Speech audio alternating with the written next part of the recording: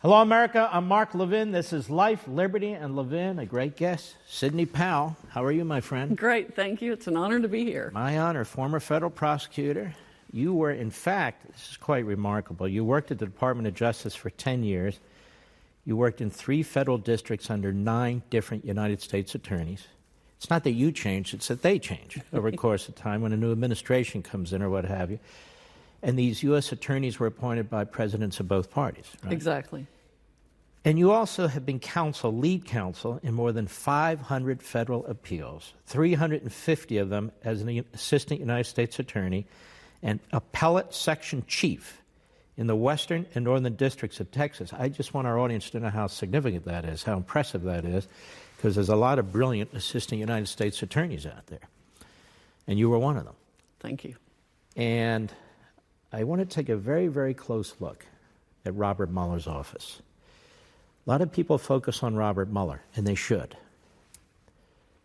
But this Svengalian there, my word, is the number 2 guy who Mueller relies on for everything, Andrew Weissmann.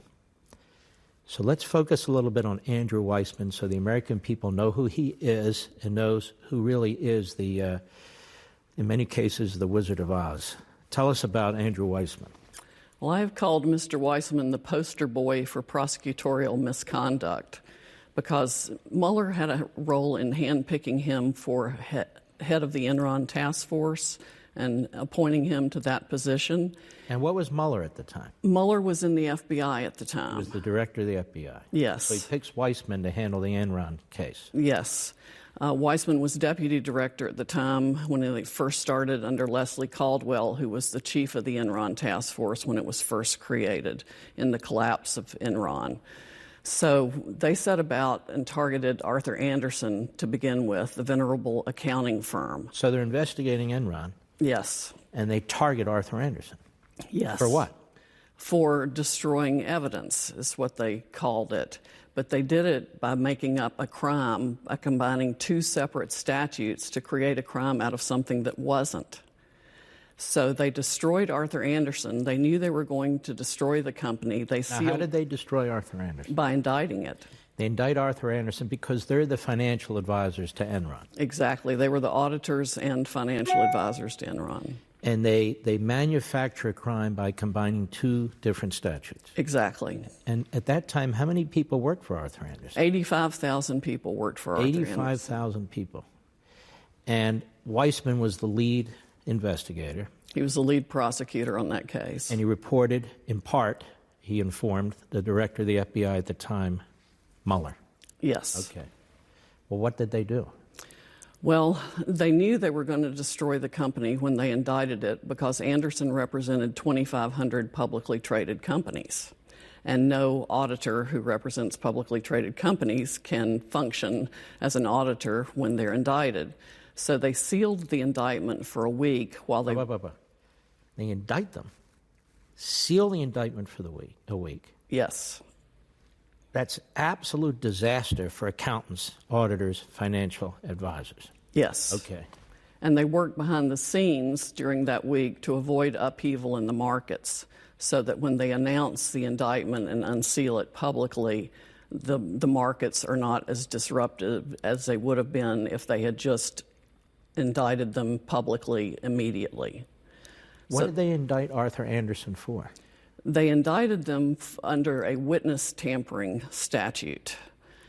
And the way they did it, they essentially took criminal intent out of the process.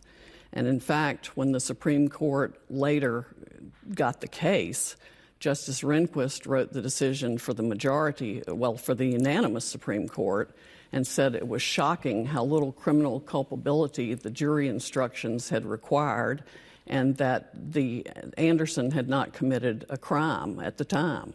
So Andersen gets caught up in this Enron case.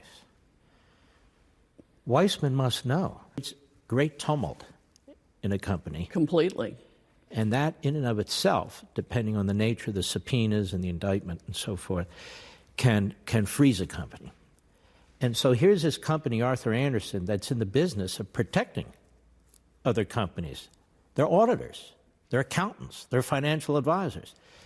And they're being accused of what? Witness tampering?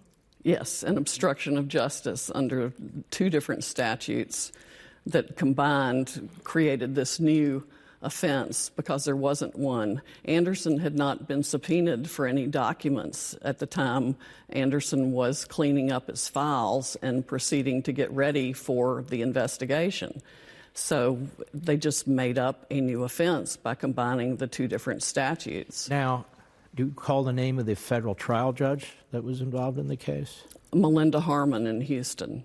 Melinda Harmon in Houston. And then I assume they appealed it? Anderson did appeal it. And what happened on appeal? The Fifth Circuit affirmed it on appeal. Affirmed it. Then they appeal it to the United States Supreme Court, which takes the case, which is relatively rare. Yes. And the justices look at this. You mentioned Rehnquist, and they say, wait a minute. There's no criminal intent. There's no criminal culpability. This isn't even really a statute. The instructions were faulty. And what did the Supreme Court rule? They reversed it unanimously. Unanimously. Every justice said no. Exactly. What happened to Mr. Weissman since he led the case? Oh, absolutely nothing. Mr. Weissman went on to become director of the Enron Task Force. Mm-hmm. In fact, he had already, by the time Anderson was reversed, he had already turned his sights on the Merrill Lynch defendants in what was called the Enron or Nigerian barge case, and indicted 4 Merrill Lynch executives on a multi-count indictment in which they also made up a crime. I want to get to that in a minute. What happened to Anderson? Anderson was destroyed the minute it was indicted. It collapsed. It collapsed. Not only was it under criminal indictment, so it lost all its clients, but I think 160 civil plaintiffs piled on in multiple lawsuits. So it was crushed. All those people lost their jobs. Exactly. Investors lost all their money. All the partners lost their money. They lost everything on a case that was reversed 9-0 by the United States Supreme Court that Mr. Weissman was in charge of. Yes, and Anderson had been known to be the hallmark, the benchmark for accounting standards. Anderson was the gold standard for accounting, a venerable accounting firm. Merrill Lynch, you mentioned.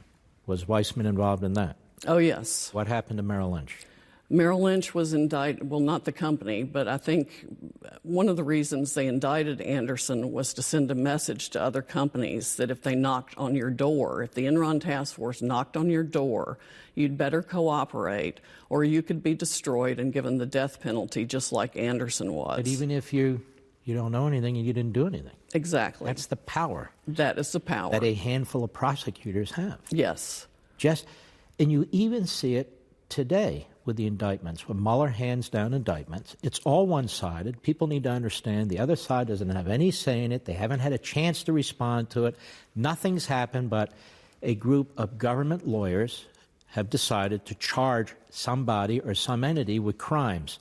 That's the beginning of the process. It's not the end of the process, and I want to pursue this with you a little bit more later because the media treat it as, well, that's it. But I want to talk about these executives with Merrill Lynch. What happened to them? Well, essentially, Merrill Lynch offered them up as sacrificial lambs and entered into a non-prosecution agreement with the government on behalf of Merrill Lynch, the company, that was extremely onerous. In fact, they agreed to have an overseer from the Enron Task Force installed in Merrill Lynch for a period of 18 months to oversee everything, including the bills that the defense lawyers were submitting. They agreed that no Merrill Lynch employee could say anything that contradicted the government's view of the prosecution, which was absolutely astounding and I think illegal. And then the Merrill Lynch executives... So the government secretes itself within the company it's investigating. Yes. To oversee the bills that they're paying their defense counsel. Yes. And everything else that's going on in the company. Sounds thoroughly unconstitutional. These 4 executives, they're indicted. What happens to them? Their lives are destroyed. They went through a 10-year period of unmitigated hell. There was the investigation, and then they're indicted, and then they face trial. The trial was a circus. I detail it at length in my book. This book? Yes. License to Lie? Yes. They were tried in Houston in the wake of the Enron in the wake of the Enron collapse. So people were angry. People were furious. Anderson had just been convicted, so there was all the uproar about that. All of Houston was in turmoil because of the collapse. So what of Enron. happened to these four?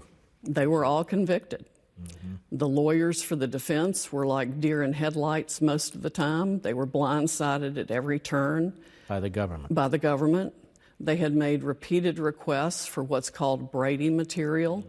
Because the government holds all the cards in a criminal prosecution, the government is legally, constitutionally, and ethically required to produce any evidence that is favorable to the defense, that is within the government's possession or within its reach. Oh, no. They steadfastly denied that there was any such Brady material. When the defense kept making demand after demand after demand, the judge at the time, Judge Ewing Werlein, who was assigned the Merrill Lynch case, finally made the government produce a list of people that they had admitted might have some Brady material. And then upon further demand, he finally ordered the government to produce summaries of that material. When we come back, I want to know ultimately what happened to these four executives. And then I want to continue to examine Mr. Weissman, because it's very, very crucial, and beyond that, how this special counsel's office is operating. Ladies and gentlemen, don't forget, most weeknights you can watch me on Levin TV, Levin TV. Go to blazetv.com/Mark. I hope you'll sign up there, blazetv.com/Mark, or give us a call at 844-LEVIN-TV, 844-LEVIN-TV. We would love to have you at our conservative town hall over there. We'll be right back.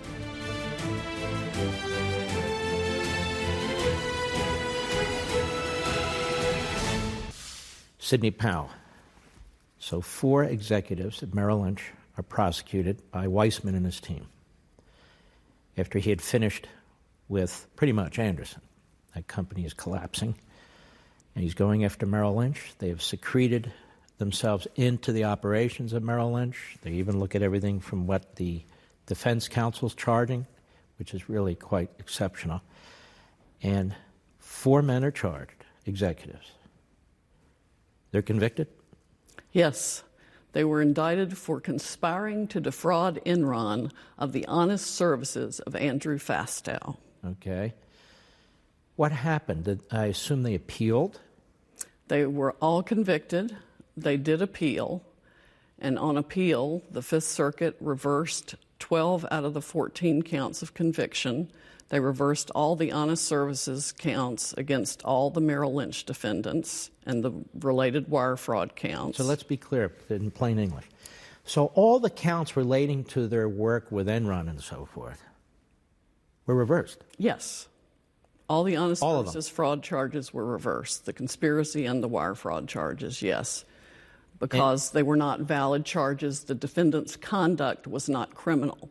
But the real atrocity was that these men, at the urging of Mr. Weissman and his Enron task force cohorts, were sent to prison upon their conviction.